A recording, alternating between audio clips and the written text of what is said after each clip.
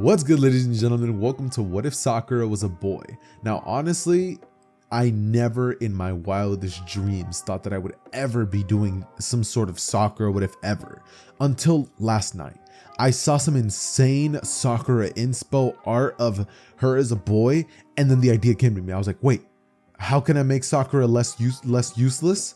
I'll make her a boy, because Kishimoto absolutely sucks at writing female characters. So if Sakura was a boy, potentially we could technically make Sakura a lot more powerful, a lot more prominent, and a lot more useful to Naruto all the way in the beginning.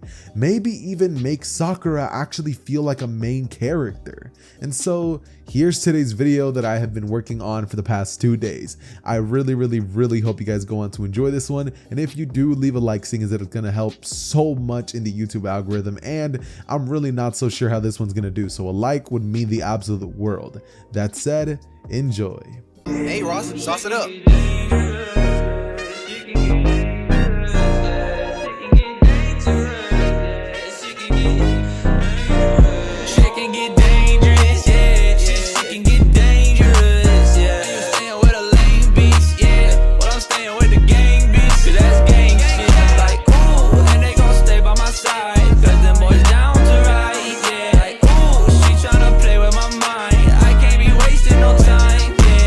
Okay, so to start off today's story, I need to start off with how exactly this is gonna work.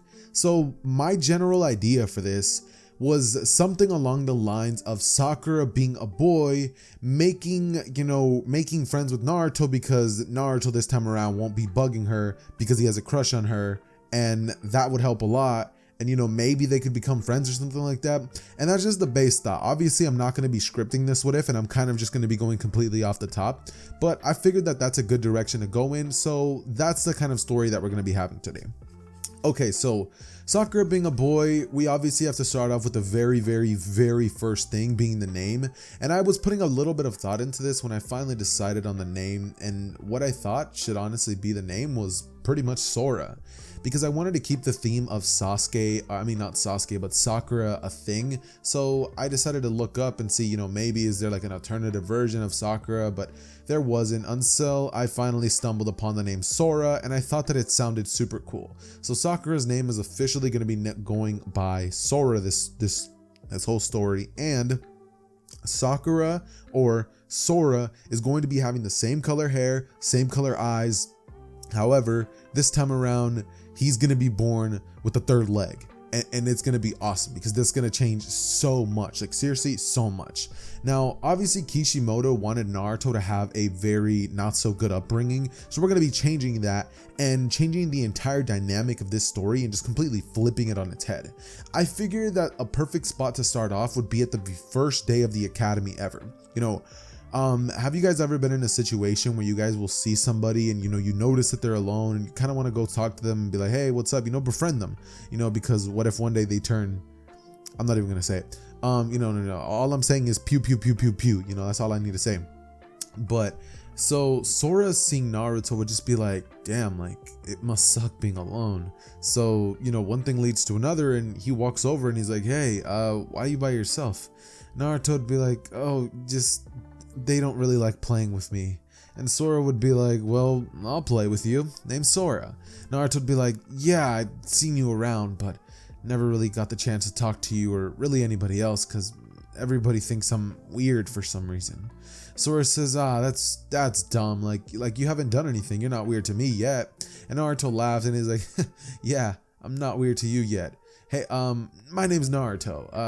It's cool to have somebody to talk to for once. He'd be like, so you here for the academy? And Sora would be like, before Naruto and Sora just kind of hit it off and they become friends. This would change a huge thing in the story because now Naruto doesn't have this massive crush on Sakura, and instead the main girl in the rookies that would end up going after Sasuke would just be Ino. Ino doesn't have Sakura as a friend, and instead she would have some other random character who would graduate the academy, but ultimately, doesn't really matter, who would end up being Ino's best friend. And since Ino's the one who mainly is going after Sasuke, and she's the pretty one this time, Naruto ends up actually wanting to get with her. But Sora would be like, yo, Naruto, don't you think that going after a girl like her just because, you want to be better than Sasuke is kind of a dumb reason. And so Naruto kind of realizes that he doesn't like Ino because, you know, he's attracted to her. He just likes her because he doesn't want Sasuke to win. So Naruto gets rid of that op mentality early on and ends up looking towards just becoming strong, not really trying to look for other friends, because all Naruto really needs is Choji, Shikamaru, and Sora. You know, now Naruto has friends of his own, and during these next couple of years in the academy, Naruto would advance, Sora would advance, and ultimately all of them pretty much remain the same strength levels, except for Sakura. You know, obviously Sakura being a boy now, a lot more stronger physically, you know, a lot more taijutsu prowess than we would have had in the original from Sakura, and a lot more attention to detail when it comes to things. The early on stages of the relationship between Naruto and Sora would have been something along the lines of them hanging out in secret, just because Sora's mom and dad just really didn't like the idea of him hanging out with the demon fox. But Sora would say that they're crazy. You know, Naruto's just literally a normal kid. There's nothing wrong with him. And ultimately, parents being parents, they really don't want him hanging out with Naruto. But without them knowing, you know, he hangs out with him all the time, and ultimately they end up becoming like they become bros. Like, they literally just become best friends, you know, like they're ride or die at that point. And, you know, Naruto and Sora, they both kind of have this genuine dislike of Sasuke just because, like, he's popular, he gets all the girls. But one day when the Uchiha massacre happens, it kind of changes because they leave him alone and they just kind of let Sasuke do his own thing. And, you know, they both train and, you know, they get a little stronger than they would be in the original. But ultimately, Team 7 would still be formed, Sora, Naruto, and Sasuke, and Kakashi would still end up having the bell test be a thing. Now, a lot of things are not going to be changing quite yet. However, just keep in mind, Naruto is going to be a lot happier in this version because he did have a friend, and he's going to be a slight bit stronger, and Sakura will be massively stronger because now will actually be kind of useful, you know what I mean, in the beginning. But we'll get to that. Ultimately, though, what we end up having happen this time around is that during the bell test, instead of having Naruto just immediately rushing in at Kakashi, we end up having a scene in which Sora would be like, Naruto, come on. And, you know, he finally ends up going off and hiding. And so Kakashi would be like, looks like they kind of have some sort of teamwork. And Sora looks at Naruto and says, look, here's the plan. You know, they make some really coordinated plan, and then they rush into Kakashi. They're like, Formation A. And, you know, they rush in and they ultimately get beat, right? And, you know, they lose and stuff like that. But they end up being like, we can't win. You know, we need Sasuke. But right as they start thinking that, Sasuke, you know, wanting to show off, he jumps in with a fire style, shocking Kakashi, who's like, what? Genin shouldn't be able to you know, use fire style, even though bro was literally using fire styles like even earlier than he was, basically in the academy. But I digress. Anyways, though, seeing this, Kakashi substitutes and ultimately would then face off against all three of them at the same time. Their teamwork would be a little off and shaky. However, Naruto and Sora's teamwork would be almost perfect. And also Naruto and Sasuke's teamwork would actually be very good too. For some reason, they work together even though they don't particularly like each other yet. But it's just because of the fact that they're the reincarnations of Ashura and, you know, Ashura and Shinra. I don't know. I forgot the name of the other path, but just know that, you know, reincarnation or whatever, right? That's the reason that they both end up doing pretty well. And ultimately they end up passing the bell test because of just by default. Okay. Just know by default. Okay, so after that happens, I think I see something like this happening where, you know, they all go get some ramen, they have an amazing time, and then we're going to be having 2 weeks worth of filler type content in terms of like the missions that they end up going on, meaning the D ranks and stuff like that. But eventually Naruto speaks up because Sora would kind of nudge him, and, you know, Naruto would be like, hey old man, give us a better mission. This would lead to the situation with Tazuna, and then they would end up encountering the Demon Brothers during the mission about 30 minutes in. This time around, instead of Sakura, you know, usual reaction of being afraid and just standing there with a kunai, Sora actually jumps into action to get Naruto out of the way because he sees that Naruto wasn't going to react. And Naruto would be like, you okay? And Naruto would be like, thanks. You know, he grabs him, he dabs him up, and he picks him up. And he says, you got to be ready for that, Naruto. And Naruto just looks at him and says that he promises he'll never do something like that again.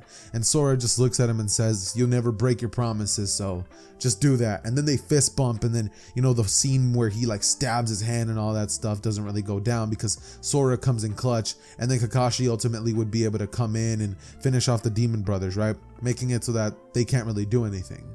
Ultimately though, Kakashi would realize that Tazuna was lying and they continue on with the mission, eventually running into Zabuza, and this is when we would have a very interesting moment happen, because I don't think Sora's role would change here too much when it comes to protecting the bridge builder or strength wise, considering that nothing would really affect this battle more than simply the plan that Naruto and Sasuke would have had, because Sora would have been too busy protecting the bridge builder once they realized that Kakashi was trapped and really there was no other way out. So Sora just looks at Naruto, nods at him, and Naruto looks to Sasuke and like frantic, and Sasuke just looks at him, and they both kind of have this understanding of they need to save their sensei or they're gonna die, because they can't really outrun Zabuza.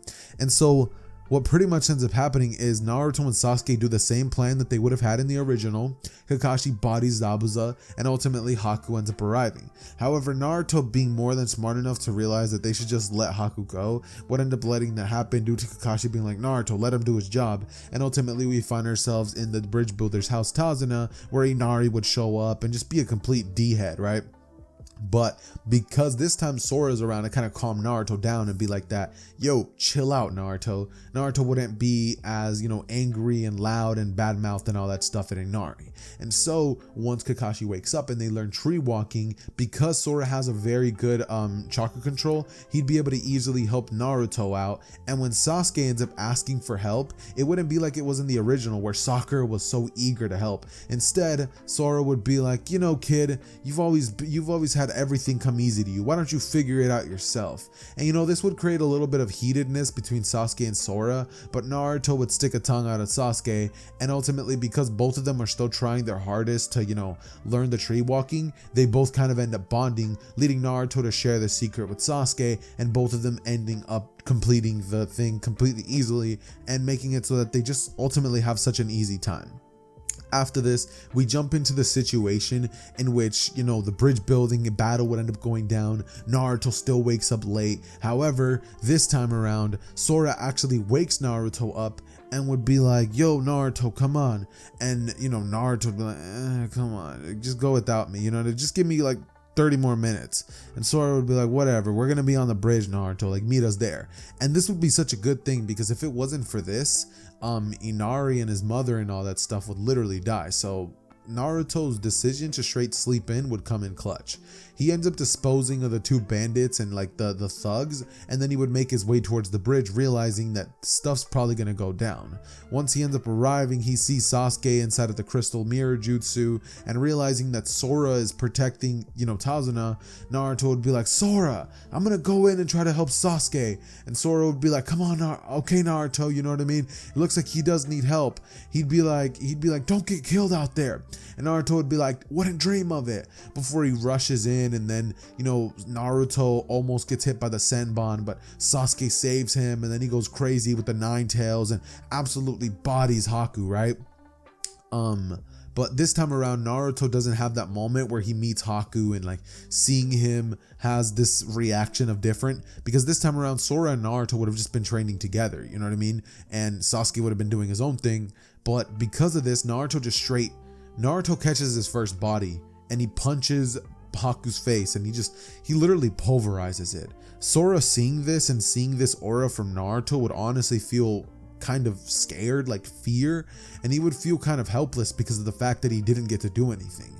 It wouldn't be like Sakura was in the original where she felt helpless and just decided to not really do anything about it. Sora, this feeling of helplessness would not bode well with him. And so after this mission, he would end up training his ass off once he ends up returning to the Hidden Leaf Village. There, Naruto and Sora would end up having a talk where Sora tells Naruto that honestly, he never believed all those things about the demon fox, but it seems like he definitely has something inside of him. And Naruto would say, yeah, looks like I might need to have to control it, I have to be careful. And Sora would say, yeah, it felt kind of bad not really being able to help out my friend. And they sit down on top of the fourth Hokage's head, and Naruto would be like, you know what, Sora, we should train. And he's like, let's train together. But Sora would be like, Naruto, we've always trained together. We haven't had enough time to, train on ourselves and see what that could do for us. So I think we should do something like that. Sora, knowing that he has a very, very good innate ability at Genjutsu, and seeing as his chakra control is very, very good, seeing as he doesn't have that much, he's kind of like Kakashi in that sense. He realizes that what he should focus on is something along the lines of Genjutsu, Taijutsu, and his speed. And so he would go off and find Kakashi, who would lead him to Kurenai, who would train him up. And so Kurenai would be the one to prepare Sora for the Chunin exams. Naruto this time around remains at the same strength level, so he's really going to be shocked by Sora's abilities. And so what pretty much ends up happening this time around is that once they make it towards the Chunin exams, Rock Lee pulls up and he'd be like, "Sasuke Uchiha, I wish to battle." You know, he ends up challenging him to just nothing but taijutsu, and Sasuke, just being a complete goofball, accepts, obviously. You know, he pretty much played into Rock Lee's hands. You know, you can't fight your opponent on their terms, you know what I mean? It's just never gonna boat well if you do something like that. It's just a very dumb move on Sasuke's part. But ultimately, I digress. Continuing on with the story, however, we would see a scene in which Sora was kind of able to kind of read Rock Lee's movements. Seeing as he had been training with Kurenai for about 2 weeks, Sora definitely got a very, very good head start on everybody else, and even the encounter against Gaara would have been different. Like, Sora would have been there and his presence would have been felt. He also would have been one of the main key players in that situation. And then ultimately, after this battle happens, Sora would tell Sasuke that, you know, he was a little brash with his decision making and fighting, and Sasuke be like, "Shut up." And, you know, Sora would be like, "Whatever." You know, they make their way towards the examination room and nothing would change. You know, Naruto still is loud and obnoxious, and, you know, he tells everybody that he's not going to give up. This kind of motivates everybody else, and they don't give up. And ultimately, we go on to meet Anko Mitarashi, right? Because of this, we end up having the scene in which the team goes into the forest, and Naruto would be like, "Guys, honestly, I gotta take a leak." He goes off towards this strange tree, and then suddenly this massive snake comes in out of nowhere, straight swallows Naruto in front of Sora, who was about to prank him, like mind you. And now Sora would find himself chasing after the snake, trying to help Naruto out, you know, taking a sword out from his back as he rushes in at the direction of Naruto. But Naruto, using the multi-shadow clone ability, would just bam, explode the snake, and Sora gets covered in all the mucus and blood and all that stuff, just making him completely disgusted. But ultimately, then we encounter Orochimaru, who scares everybody stiff, except for Sasuke, who, you know, stabs himself, moves, and Naruto would end up, you know, moving on his own because of just his body.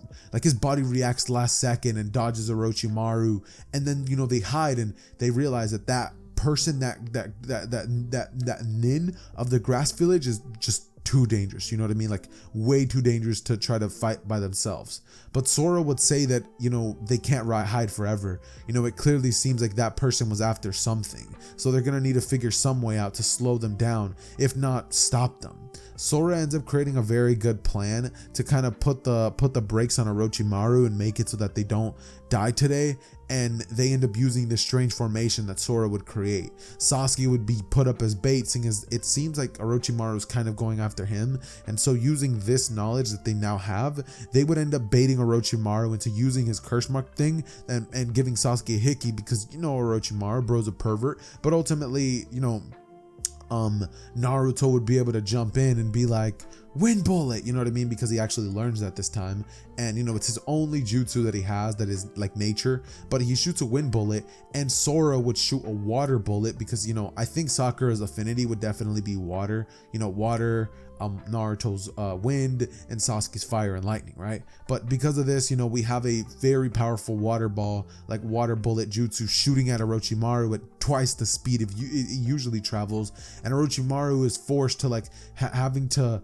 like move his neck in such a way that he can't even bite Sasuke. Sasuke gets saved from this kiss in the neck, and then ultimately they would be able to jump in the way and grab on a Sasuke, and then, you know, using a jutsu that Sora would have practiced, he would put Orochimaru under a very subtle genjutsu, nothing powerful, because Orochimaru would have noticed some powerful genjutsu and easily broken out of it, but a genjutsu so subtle you wouldn't even notice it's there. He would make Orochimaru think that that he pretty much bit Sasuke. Like, they would play it out and make it look like, you know, they tried to save Sasuke and Orochimaru came back in, and ultimately they played it out so that it looks like, and it felt like to Orochimaru like he bit Sasuke's neck and gave him the curse mark. But ultimately Sora's genjutsu caught them a dub. Sasuke acts like he got very hurt and passes out from the tree, and then ultimately Orochimaru ends up leaving because you know, he senses that ninjas are coming this way. He retreats, and then we would have the scene in which the team kind of has to go off and hide and all that stuff. But this time they don't. You know, this time Naruto doesn't get his you know, his Kurama thing shut off. Sasuke doesn't get a hickey on the neck, and Sora's the MVP, like, to put it lightly. Sora just stopped basically Sasuke from going to Orochimaru in the most uninverted way possible. Like, he literally just pulled the most insane clutch ever without even realizing it, mind you. But this is gonna be a big thing in the future.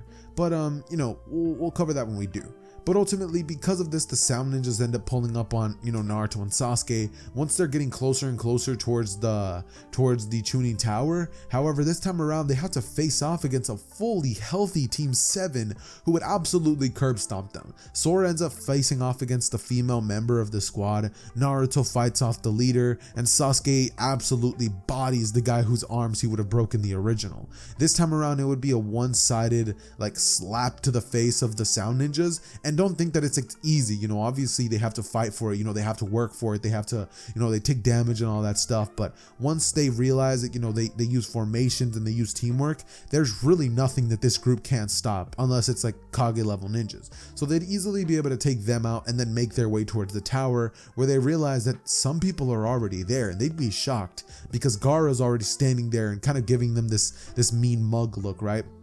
But ultimately they go inside, and then, you know, they rest for like 2 days, and then ultimately the Chunin exams preliminaries happen.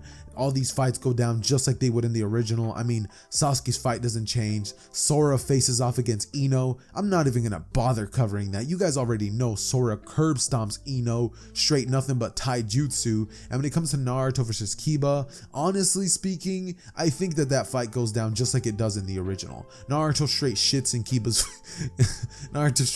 Kiba's face and moves on. And then, you know, Hinata, you know, she goes on and tries to give Naruto the ointment, and, you know, Sora, he can see what's going on. He's like, Naruto, like, did you not see how she was looking at you? Like, bro, she wants the D. And Naruto would be like, nah, you know, she's just nice. And Sora would be like, bro, you're blind. Like, she literally wants you, bro. Like, and Naruto would be like, maybe, but right now we gotta focus on the Chunin exams. And so Sora, during this next month that he has to train, because like basically none of what's it called, what's her name, I mean Hinata got knocked out, Shino's gonna have his battles, but he's gonna train by himself. So Sora ends up training with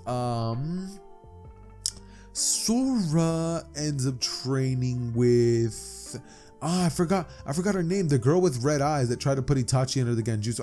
Kurenai. He trains with Kurenai. Naruto trains with Jiraiya. He learns the toad, like the toad thing. He learns a little bit of control with the Rasengan, and all of that remains just like it would in canon. And ultimately, we would find ourselves in the final battles, which, you know, not Sakura, but Sora actually ends up having to face off against what's it called, Kankuro, who would make it in the finals, and Shino has to face off against another fodder character who we're gonna add, and he wins. And then we have the fight between Sora and who did I say Sora was gonna fight? Kankuro, right? Sora fights Kankuro, but Kankuro quits, and, you know, he doesn't fight nobody, so he moves on. And ultimately then we have the battle between Naruto versus Neji.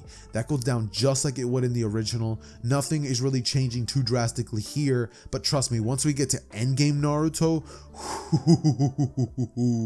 Sora is gonna be a contributing factor, like insanely contributing, you know what I mean? Like ooh, it's gonna be crazy. Just know though, for now, these encounters kind of go down just like it would in the original. You know, obviously Sasuke ends up arriving late. He faces off against Gaara. The battle between Gaara and Naruto and Sasuke and Sora this time around, who would actually be a key player. It would actually be Sasuke and Sora versus Gaara this time around, and it would be a legendary battle. Sora using water jutsus, riding on top of Gamabunta, which Naruto would have summoned. You know, Naruto ends up tapping into his Kurama state, and you know, he just blitzes at Gaara, and you know, Sora realizing this, you know, steps into action. You know, he mans up, and then, you know, obviously Naruto then comes in, knocks Gaara back into consciousness, and you know, they defeat Gaara. Naruto has a talk no jutsu moment. The third Hokage still dies like in the original, and then afterwards we have a moment in which Naruto has to go off and find Tsunade with Jiraiya. That still happens. However, this time around Sora decides to go with Naruto, and Naruto actually asked for Sora to go with him just because, you know, they're friends, and Naruto figured that, you know, him training with Jiraiya would actually be a good thing. You know, maybe Sora could even summon toads, but it wasn't even Sora's thing. Like, Sora really doesn't want to summon toads. That's just not his thing. He really doesn't find that too cool. But ultimately we have the scene in which, you know, Sora meets Tsunade. You know, obviously the scene in which Naruto and Sora would be in the bedroom, and you know, oh yo, that sounded so sus. They're in the hotel room, obviously, right? Itachi and Kisame arrive, and once this happens, Sora would just be like, oh, like we're screwed, right? But ultimately, you know, they have a little standstill moment, and then Sasuke arrives. He's like, I'll kill you, Itachi. Ultimately that fails. And then we have a cool scene in which Naruto just kind of looks at Sora, and you know, they just both know that they're locked in. You know, they rush in, they try to save Sasuke, but Sasuke still ultimately gets put under the Tsukiyomi. Jiraiya arrives, the retreat happens, and then they end up ultimately finding Tsunade. Now, this time around, when Tsunade disrespects the Kage and Naruto's about to say something, Sora, he's like, I can't believe this. Like, I've literally looked up to you my whole life. I thought you were the strongest sannin. I thought, you know, meeting you, I was going to be meeting such a wise, powerful, just amazing person. But instead, I just get hit with the realization that you're just a drunken mess who literally is wasting away the prime of her years, doesn't want to become Kage, and now is even known as the legendary loser. Look at how far you've fallen. It's sad to see, Tsunade. You were once a legendary sannin, but look at you now. Pitiful. And Tsunade, hearing this, just gets absolutely triggered. She challenges him to a fight, and Naruto's like, nah, you're not gonna fight him, you're gonna fight me. And you know, ultimately Naruto's the one who steps in, and he's like, Sora, I have to do this. Like, she disrespected Hiruzen, and Sora's like, fine, you know, you fight her. Naruto ultimately ends up like trying to use the Rasengan, and then they have the bet, and then, you know, later they end up having the encounter with Orochimaru and Kabuto. However, the encounter this time around would change because Sora and Naruto would 2v1 Kabuto, making that a lot easier than in canon, and Sora's strategic mind would be able to help Naruto land a Rasengan so much faster. I genuinely think that Sora this time around, being around in much more of these moments and having Sakura be useful, wouldn't change everything in the most drastic way possible where Sora's OP, Naruto's OP. No, it literally just makes things easier on Naruto and Sasuke, because now we have somebody who's actually contributing to the team, somebody who's doing things earlier than just in Shippuden, you know what I mean? We have earlier contribution from Sora. We don't have a fangirl. We just have a best friend, like another bro, you know what I mean? Like, come on now, like it's literally perfect. But ultimately we end up having a moment in which Naruto ends up facing off against, you know, Sora and all that stuff, and then following not Sora, but ends up facing off against, you know, Kabuto, winning, and then ultimately they return to the village. Once they return to the village and Jiraiya is like, all right, you know, I need a little time skip, Naruto would be like, I'm gonna leave for a bit, and you know, they have their little goodbye moment where Sora and Naruto both understand that they're gonna be taking two different routes. Sora asks Tsunade to train him, and you guys know how strong like Sakura got in the original? All right, just imagine that, but way better taijutsu, a lot smarter, and actual genjutsu prowess, because he would have also trained with Kurenai, and bro's a medical nin. So Sora gets very OP. Sasuke, he stays in the village this time around. You know, Orochimaru didn't give him the curse mark, so ultimately when the Sound 4 arrive and they're like, hey, you know, join us, Sasuke gets kidnapped. but because, you know, Sasuke just refuses to go and he doesn't have the curse mark, he kind of just fights along the way there. And then once the team is you know, sent to save Sasuke, and you know, Sora sees this, they would actually realize that, actually I forgot to mention this, like I completely bypassed this, but Sora not being in love with Sasuke wouldn't be like, oh, I'm trying to go with you, and instead Sora would be awake at night, look out his window, see Sasuke fighting, realizes that he's in danger, you know, he ends up going to the Hokage office, seeing Tsunade, and he's like, you know, we need ninjas. They end up chasing after the Sound 4 way earlier in the dim of night, and all the battles that we would have seen in the original, they change. Sora and Shikamaru would both be team captains, both using their brilliant minds, but ultimately Shikamaru's big brain strategies would help them catch the dub, and you know, all of the fights would still go down just like they were in the original, minus the environment, because now it would be nighttime. And you know, they end up saving Sasuke, who once Naruto catches up to Sasuke would easily be able to bring him back to the village safe and sound, and you know, Sasuke would be good, and you know, Orochimaru doesn't get his way. So this time Sasuke stays, he trains with Kakashi, and he would get the same growth that he would in the original, just because I think that him training with Kakashi, who would now use his Mangekyou Sharingan and obviously would be very powerful in Shippuden, would definitely make Kakashi a lot stronger and would make Sasuke a lot stronger. So he gets his advancement of 3 Tomoe, he discovers Kirin, you know, he gets a lot of power. He even trains with Sora here and now, so they're both like powerhouses. And then ultimately we have Naruto returning, just like way weaker than both of them, and it's a shocker, but Naruto realizing that he's weaker than both Sasuke and Sora would kind of just be like, damn, like I gotta train harder. This motivates Naruto to actually learn another jutsu a lot earlier than in canon, but he still can't learn anything considering that they have to go save Gaara. Now, Gaara still, that whole situation still happens. They go off, you know, Lady Chiho attacks Kakashi, you know, Sora saves Kabuto, I mean, not Kabuto, but, what's his name? The puppet guy. I don't know, the puppet guy, okay? He saves him from the poison, and they end up running into Deidara and Sasori. Now, this encounter is going to go a lot different than the usual. We know that even Sasuke by himself was capable of defeating Deidara. So now just imagine Deidara versus Sasuke versus Sora versus Naruto. Naruto would stay behind and work. Actually, no, Naruto would go off with Sasuke, and Kakashi, Sora, and Lady Chiho would be there to face off against Sasori. Sora having the abilities that he now has and being a lot more stronger and more strategic than Sakura would just make this battle go a lot easier. And instead of it being kind of a thing where, you know, the puppet master guy really just kind of wants to let himself die, it's more of a actual victory that happens because of the big brain, the power, and the knowledge that he has because of Lady Chiho and Kakashi's presence, who would be able to help out a ton as well. Sora is just making changes happen left and right. Naruto and Sasuke would be able to catch up to Deidara, and Sasuke facing off against Deidara by himself would have won. But now that Naruto's there with his Rasengans and all the help that he could provide, Sasuke obviously has to keep Naruto away because of Deidara's fighting style for most of it. But ultimately Naruto's chakra and the fact that he doesn't get exhausted would end up meaning that he's able to come in clutch, save Sasuke, and land the finishing blow on Deidara, leaving him to actually be defeated this time around, and Deidara not to be able to use C0 or even a crappy version of it, like a no suicide bomb things happen, right?